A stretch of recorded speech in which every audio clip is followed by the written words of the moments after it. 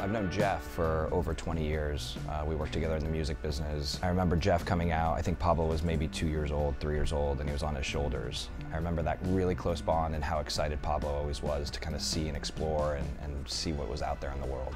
When Pablo passed, a couple friends of mine and I decided to do something for Jeff and Joanne that would kind of let them have something tangible attached to who Pablo was. This book that we made kind of over a period of time, we basically built a network with all our friends and asked everybody to give us all the imagery and everything they had, and we used a lot of Pablo's illustrations. He always liked making these little punched out eye guys. Just something to kind of have to hold. Having 2 kids myself, not being able to imagine the idea of not being able to hold them. That's kind of what started to put me in that direction, and it kind of was one of those things where pretty much everybody was like, what can we do for you guys?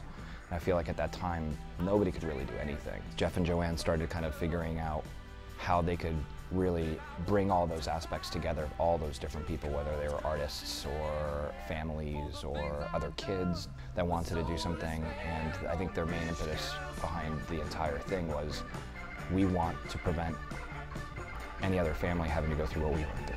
I still don't understand where they got the strength to even pull themselves together and bring other people together to develop this community. And I feel like a overwhelming responsibility to Pablo and to them.